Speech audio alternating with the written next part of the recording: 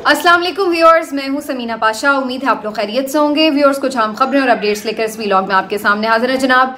खबरें तो काफ़ी ज़्यादा हैं जी। एक तो अफसोसनाक वाक़या स्वात में पेश आया, उसके ऊपर भी बात करनी है। इद्दत केस की आज समाअत थी और वो जज साहब जिन्होंने पिछली पेशी पर भी कहा था कि जी खाबर मानिका या उनके वकील पेश हो ना हो, वो मुअत्तली के हवाले से कम फैसला ज़रूर कर देंगे। और मैंने उसी दिन उस व्लॉग में भी ये बात कही थी कि मुझे इस बात पे बिल्कुल एतबार नहीं है। ऐसे ही बढ़ गए, हम पिछले जज साहब से भी सुनते थे और हुआ क्या, 3 महीने केस सुनने के बाद आखिर में ऐन फैसला सुनाते हुए जज साहब ने हाथ जोड़ लिए कि जनाब मैं तो जा रहा हूँ, खुदाफिज, मैं ये बोझ नहीं उठा सकता।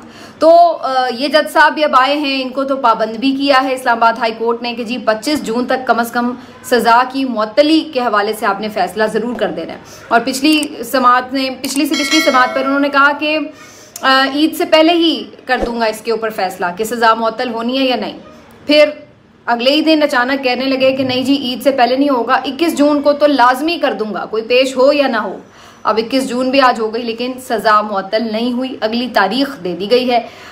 इसके ऊपर डिटेल में आपको बताती हूँ आज क्या कार्रवाई हुई।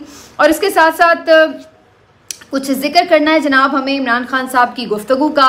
अडयाला में आज फिर 190 मिलियन पाउंड केस की समाअत, जिसमें इमरान खान साहब ने सहाफ़ियों से जो गुफ्तगू की है वो रिपोर्ट हुई है, वो भी आपको बताते हैं। फिर जनाब एक नकदा कोका का नया वर्जन आया है, वो आपके साथ शेयर करेंगे और उसका कुछ पस मंज़र भी जानेंगे। ज़ुबैर साहब ने, मोहम्मद ज़ुबैर साहब PMLN के साबिक रहनुमा, इन्होंने भी कुछ इंकशाफात किए हैं बड़े इंपॉर्टेंट जिस पे बात हो रही है।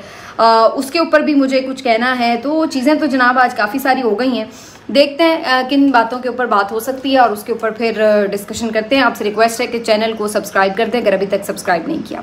सबसे पहले जी इमरान खान साहब की बातों के ऊपर बात हो जाए। बड़े दिन के बाद इमरान खान साहब की तरफ से कोई गुफ्तगू हुई है, उसकी वजह यह कि ईद वगैरह थी, कोई समातें नहीं थी, कोई मुलाकातें नहीं थी, तो इसलिए कुछ उनका पैगाम उस तरह से सामने नहीं आ रहा था। तो आज काफ़ी दिन के बाद ये समाअत हुई जिसमें सहाफ़ियों के मुख्तलिफ सवालों के जवाब दिए। जो उन्होंने बातें की हैं उसमें उन्होंने मुज़ाकरात के हवाले से जब सवाल हुआ तो उन्होंने कहा कि इसका इख्तियार महमूद अचकज़ई को दिया है। वो एक जो तहफ़्फ़ुज़ तहरीक आईन पाकिस्तान मूवमेंट है उसके हवाले से उसके सरबराह भी हैं, तो वो मुज़ाकरात बेशक करें लेकिन PTI बराह रास्त मुज़ाकरात नहीं करेगी। और वैसे भी PMLN के साथ मुज़ाकरात का क्या फ़ायदा है, क्योंकि मुज़ाकरात अगर हुए तो मैंडेट तो वापस करना पड़ेगा और फिर उनकी हुकूमत ख़त्म हो जाएगी। तो ऐसी किसी भी चीज़ के लिए वो कैसे राज़ी हो सकते हैं।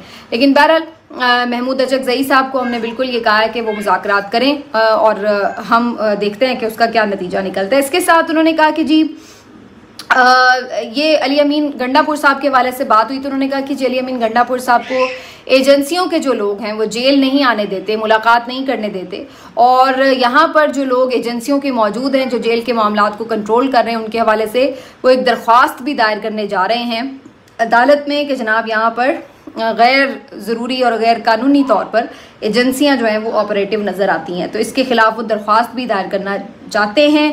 इसके बाद उन्होंने ये भी बात कही है कि जो एहसन इकबाल साहब का स्टेटमेंट है कि 5 साल जेल में रखेंगे, ये तो हमारे अदालती निज़ाम के ऊपर सवालिया निशान है, तो उसकी तौहीन है कि आप कौन होते हैं फैसला करने वाले। और ये बात मैंने भी चंद दिन पहले अपने व्लॉग में कही थी कि ये बेसिकली इमरान खान को आपने कोई मैसेज नहीं दिया, ये तो आपने पाकिस्तान के अदालती निज़ाम को मैसेज दिया है, ये उनकी तौहीन की है कि जी आपकी कोई औकात नहीं, फैसला तो जैसे हमने करना है। तो ये इस तरह की सूरत हाल है। फिर उनसे जब शेर अफजल मरवा साहब के हवाले से सवाल किया गया तो उन्होंने कहा कि वो तो सुना है लंदन में मौसम के मज़े ले रहे हैं, तो अभी सवाल उनसे बेसिकली ये था कि क्या दोबारा उन्हें कारकुनान को मुतहर्रिक करने के हवाले से कोई जिम्मेदारी दी जाएगी। तो इस पर उन्होंने बस ऐसे हल्का फुल्का सा तबसरा किया, कोई ख़ास इस पर हाँ ना नहीं की। ये सब गुफ्तगू के बाद उन्होंने एक जो बड़ी इम्पॉर्टेंट बात की है वो मैं आपके साथ ज़रूर शेयर करना चाहती हूँ। वो ये कि उन्होंने कहा कि इस वक्त जितने भी बहरान हैं उसका वाहिद हल ये है कि जो इलेक्शन का रिज़ल्ट था उसको तस्लीम किया जाए। अब आप सोच रहे होंगे कि इसमें कौन सी नई बात है। इसमें नई बात यह है कि बहुत से लोगों का ये ख्याल था कि शायद अब PTI आगे की तरफ देखते हुए नए इलेक्शन का मुतालबा करे। और कुछ दिन पहले आपको याद होगा कि उमर अयूब साहब ने ये बात की थी कि वो नए इलेक्शन देख रहे हैं। गालिबन काशिफ अब्बासी साहब का शो था या शायद किसी और शो में, लेकिन उनका ये कहना था कि वो नए इलेक्शन आते हुए देख रहे हैं, जबकि इमरान खान साहब नए इलेक्शन की बात नहीं कर रहे। ये बड़ा इंपॉर्टेंट है देखना कि इमरान खान साहब की तरफ से नए इलेक्शन का कोई मुतालबा नहीं है, बल्कि वो ये कह रहे हैं कि जो 8 फरवरी का इलेक्शन है जो उसका मैंडेट है वो सही हकदार को मिलना चाहिए। मैंडेट जो चोरी हुआ है वो वापस मिलना चाहिए। वो नए इलेक्शन का मुतालबा नहीं कर रहे।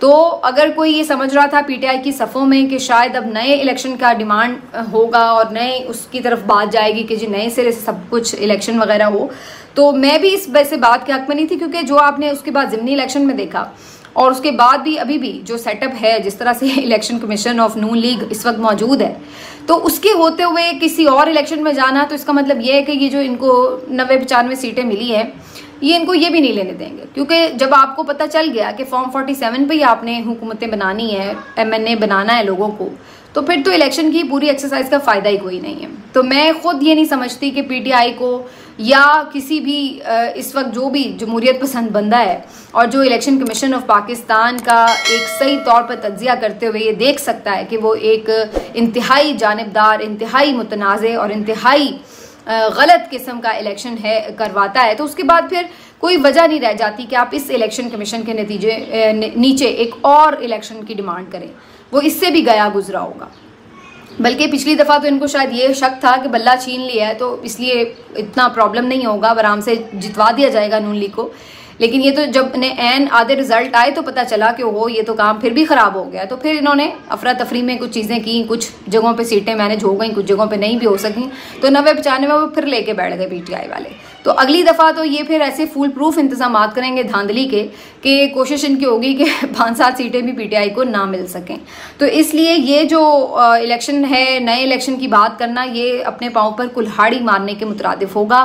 फोकस इस बात पे होना चाहिए कि आप जो आपका मैंडेट है उसको वापस लें। और क्यों ना हो, जब आपको एक मैंडेट मिला है अवाम के साथ, अवाम इतने जोश से निकली, हर मुश्किल अबूर करके निकली, और फिर वो आज ये देखे कि जनाब हमारे तो वोट ने कोई फ़र्क नहीं डाला, तो फिर आइंदा तो लोग इलेक्शन में पार्टिसिपेट ही नहीं करेंगे, मुस्तरद कर देंगे कि हमारे जाने का क्या फ़ायदा है। तो आपको हर सूरत इस मैंडेट का तहफ़्फ़ुज़ करना होगा, वरना आइंदा के बाद आप ये भूल जाएं कि पाकिस्तान में कोई भी वोट डालने आएगा। ये आपको इलेक्शन अपना बचाना ही बचाना है, ये मैंडेट आपको बचाना ही बचाना है। अदरवाइज इसके बाद आपके पास कोई ऑप्शन नहीं है कि आप ये सोचें कि लोग आपको आके वोट करेंगे। तो मेरे नज़दीक तो ये अवाम के साथ ज्यादती हुई है, पीटीआई के साथ ज्यादती नहीं है, सिर्फ ये अवाम के साथ ज्यादती है। तो इस अवाम के साथ जो हुई ज्यादती है इसका इजाला होना चाहिए, और वो इसी तरह मुमकिन है कि वो जो वोट अवाम ने दिया है वो उसको वापस किया जाए। ये नहीं कि आप चलो जी मिट्टी पाओ पुराने वाली गलती को अब नई गलती करते हैं, और वो फिर ऐसी फूल प्रूफ होगी जिसके मैं पहले ही आपको बता चुकी हूँ। तो इमरान खान साहब इसमें मुझे आज काफ़ी वाजे तौर पर क्लियर नज़र आए हैं कि वो नए इलेक्शन की डिमांड नहीं करे, कम अज़ कम उस वक्त तक जब तक ये कंट्रोवर्शियल और इंतहाई जानिबदार इलेक्शन कमीशन मौजूद है, बदतरीन तारीख का। अब आगे आते हैं जी, जो इद्दत केस है उसके ऊपर जैसे कि मैंने थोड़ा सा तो आपको अपडेट किया भी है।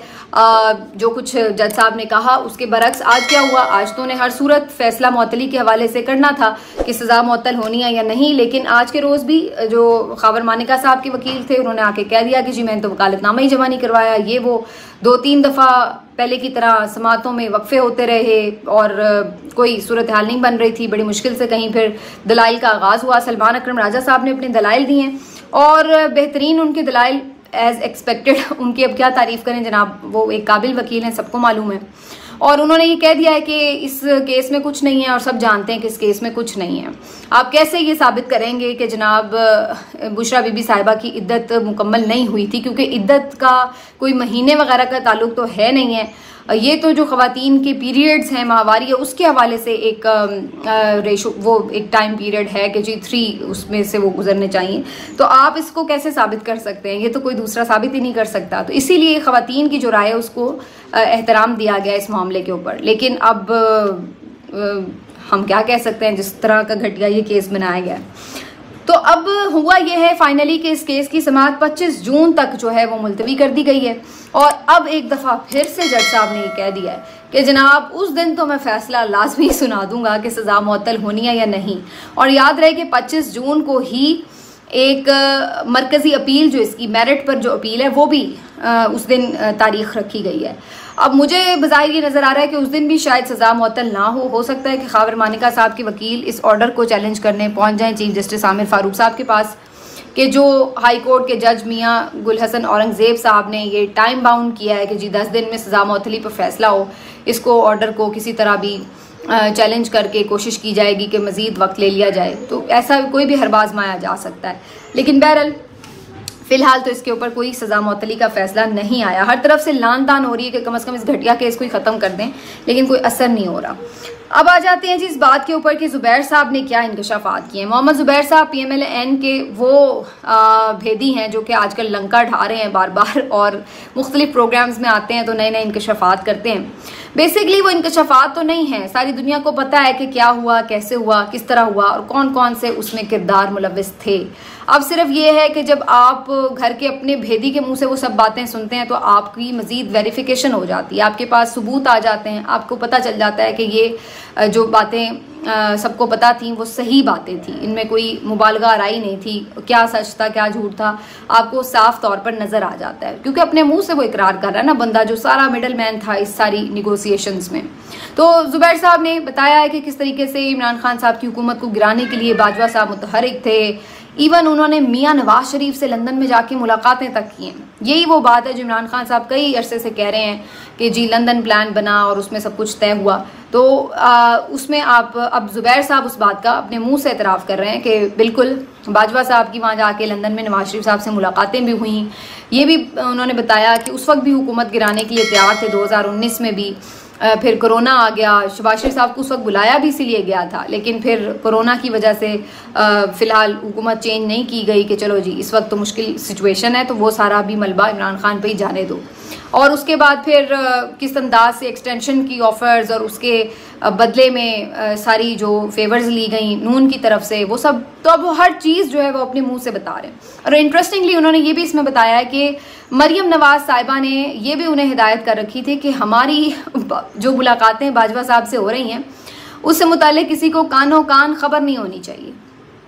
यानी वही बात कि ऊपर से आप वोट को इज्जत दो के नारे लगा रहे थे, ऊपर से आप आते थे तो बाजवा साहब को ललकार रहे होते थे, इस्टेब्लिशमेंट को ललकार रहे होते थे और ये बातें कर रहे होते थे कि जी आप बड़ी सिविल सुप्रीमेसी की बातें कर रहे हैं और आप बड़ा कोई डट के खड़े हैं और मुकाबला कर रहे हैं। और अंदर से क्या सूरत हाल थी कि आप लोग खुफिया मुलाकातें करते थे, वहाँ पे आप जूते पॉलिश करते थे, वहाँ पे आप ऑफर्स देते थे, वहाँ से आप फेवर्स लेते थे और बाहर आकर आप कहते थे कि जनाब आप बड़े कोई चैम्पियन है जमहूरियत के और लंबरदार हैं। तो ये थी इनकी हकीकत, ये थे इनके झूठ के पलंदे जो पहले भी खुल चुके हैं और अब खुद इनके अपने मुंह से भी खुल रहे हैं। और ये मुख्तलिफ लोग अब इनके आके बता रहे हैं कि ये क्या करतूतें करते रहे। तो ये है इस मौजूदा जो PMLN की लीडरशिप है, वैसे मौजूदा क्या इनकी तो शुरू से ही यही है, तो इस लीडरशिप की ये हकाइक हैं, ये इनका रियल फेस है।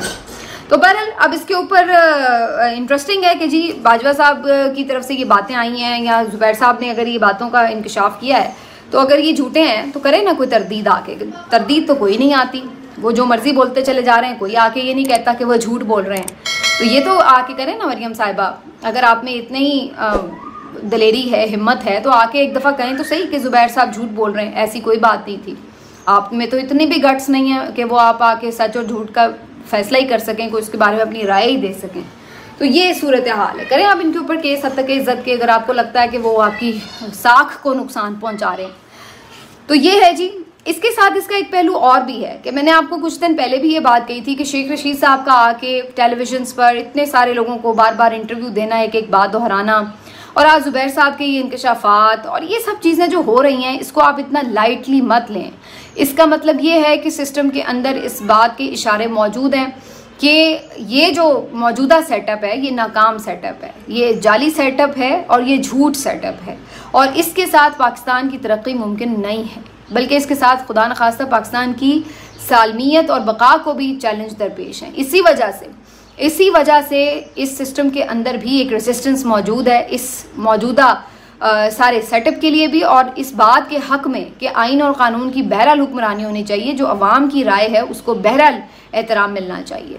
तो अब देखते हैं कि इसके ऊपर फाइनल हमें रिजल्ट कब नज़र आता है, लेकिन ऐसा नहीं है कि बिल्कुल हर चीज़ को उसी तरह एज इट इज़ एक्सेप्ट कर लिया गया जैसे कि मुसल्लत किया गया था। अब आ जाते हैं जिस बात के ऊपर कि मलकू की क्या कहानी है। मलकू जनाब आपको पता है बड़े मारूफ सिंगर हैं और इन्होंने इमरान खान साहब के लिए कैदी 804 वगैरह के गाने गाए और उस पर बड़े आपने देखा कि इलेक्शन में वो बड़े उनके गाने चले भी, बड़े फेमस हुए और उसके ऊपर टिकटॉक वगैरह में भी बहुत बने और बड़ा उन्होंने उसके ऊपर ज़बरदस्त किस्म का लोगों ने रिस्पॉन्स दिया। लेकिन उसके बाद क्या होता है कि मलकू साहब की आपको याद होगा उस वक्त गिरफ्तारी के हवाले से भी खबरें चली थी, लापता होने की भी खबरें चली थी। खैर उन खबरों में तो पता नहीं सदाकत थी या नहीं, लेकिन मलकू साहब ने कम से कम आके इन बातों की तरदीद की थी कि उनके ऊपर कोई इस तरह का दबाव नहीं है वगैरह वगैरह। लेकिन कुछ लोगों का ये कहना था, कुछ रिपोर्टर्स इस बात पे बज़िद थे कि उस वक्त भी जब उन्होंने ये गाने गाए थे तब भी मलकू के ऊपर दबाव था। अल्टीमेटली हम देखते हैं कि जी चंद दिन पहले मलकू साहब जो हैं वो अपने कॉन्सर्ट करने के सिलसिले में लंदन जाना चाहते थे, लेकिन उन्हें एयरपोर्ट पर रोक लिया गया और उनको लंदन नहीं जाने दिया गया। पता ये चला कि उनका नाम ECL में डाला गया है। अब ये एक इंतहाई शर्मनाक बात है कि आप एक सिंगर का नाम ECL में डाल रहे हैं, किस बुनियाद पर, क्या मुकदमा है उनके ऊपर जी? ये तो आप फिर वही बात आ जाती है कि बुनियादी हुकूक सल्ब करने वाली बात है कि आपने एक बंदे को, क्योंकि हर आज़ाद शहरी का ये हक है कि वो जहाँ चाहे ट्रैवल कर सकता है, आपने उनको ट्रैवल करने से रोका, जिसकी वजह से यकीनी तौर पर उन्हें नुकसान भी हुआ होगा, माली तौर पर भी। उसकी वजह यह है कि जब आप किसी का कॉन्सर्ट है वो वहाँ नहीं पहुँच सकेगा तो उसे माली तौर पर भी उसका नुकसान होगा। तो आपने ये किया, अल्टीमेटली उसको अदालत में भी चैलेंज किया गया। लेकिन उससे ज़्यादा इंटरेस्टिंग बात क्या हुई? उससे ज़्यादा इंटरेस्टिंग बात ये हुई कि आज चंद दिन के बाद एक नया वर्जन जो है नकदा कोका का वो हमें सुनने को मिलता है। अब मतलब आप इस पे मैं कमेंट भी क्या करूं कि मतलब वो कौन लोग हैं जो इवन गाने के चंद बोल सुनने से भी खौफजदा हो जाते हैं या इरिटेट हो जाते हैं या उससे भी उनको कोई परेशानी लाहक हो जाती है। मतलब फॉर गॉड सेक यार, प्लीज, कहाँ पर आपको रेट किया जाता है और आप लोग किधर जाके अपना लेवल लेके जा रहे हैं? मतलब मैं तो इस पे, मुझे तो कमेंट करते हुए भी अजीब सा महसूस हो रहा है कि मतलब आप यानी गानों से भी आपको कोई प्रॉब्लम है। अब जी ये जो नकदा कोका साहब का नया वर्जन आया उसमें वो पाक फौज की तारीफें करते हुए नजर आ रहे हैं कि पाक फौज ने अपना फर्ज निभाना है, कुछ भी हो जाए पाकिस्तान बचाना है। तो ये अब उन्होंने उसका जो एक वर्जन नया लॉन्च कर दिया। अब आप मुझे बताएं कि आपके ख्याल से उनको क्या ज़रूरत पेश आई कि अब उन्होंने ये नया वर्जन जो उसका लॉन्च किया। देखिए आप अंदाज़ा लगाएं कि सूरत हाल क्या है इस मुल्क में। लेकिन वी जस्ट होप कि अब कम से कम उनका नाम ECL से निकल जाए और जहाँ कहीं वो जाके दुनिया में कॉन्सर्ट करना चाहते हैं वो कर सकें। ये सूरत हाल है कि ये लोग इस तरह के बेचारे फनकारों से भी खौफजदा हैं या उनके गानों से भी इन्हें तकलीफ़ है कि उनको भी मजबूरन दूसरे गाने गाने पड़ रहे हैं कि चलो इस मुसीबतों से जान छूटे। ये सूरत हाल है। वैसे मैंने इसके ऊपर अपना भी एक इसका वर्जन दिया है, वो मैं गा के तो नहीं आपको सुना रही, लेकिन वैसे सुना देती हूँ कि दिल नहीं राजी पर गाना ते गाना है, ECL तो ना अपना जो कडाना है। तो ये मलकू साहब मैंने आपके लिए गाना गाया नकदा कोका कि दिल नहीं राजी पर गाना ते गाना है, ECL तो ना अपना जो कडाना है। तो वी होप कि आपका नाम जो है वो अब ECL से निकल जाए। लेकिन ज़ाहिर मलकू साहब से किसी को क्या प्रॉब्लम होगी? असल बात तो ये है कि हम कहाँ पर ले आए हैं इस मुल्क को कि कोई फनकार आज़ादाना अपनी फनकारी भी नहीं दिखा सकता, अपने आज़ादाना सलाहियतों का इस्तेमाल भी नहीं कर सकता। गाने भी अब लोगों के मिजाज और मूड और मर्ज़ी के मुताबिक गाए जाएंगे। वो नज़म है ना बड़ी मशहूर, किसी का हुक्म है। तो अब ये किसी का हुक्म है कि गाना भी हमारी मर्ज़ी का गाया जाए, ठीक है, सिर्फ हमारी मदह सराई की जाए, सिर्फ हमारे लिए गाने गाए जाएं, बस ये अब किसी का हुक्म है ताज़ा। बात मुझे करनी थी जी एक दो मामलात पर और भी। कुछ आम केसेस समात के लिए फ़िक्स हुए हैं, फिर सवात का जो अफसोसनाक वाक़या इस पर भी मुझे बात करनी है। लेकिन अब अगली वीडियो में इस पर बात करेंगे। अपना ख्याल रखिए। अल्लाह।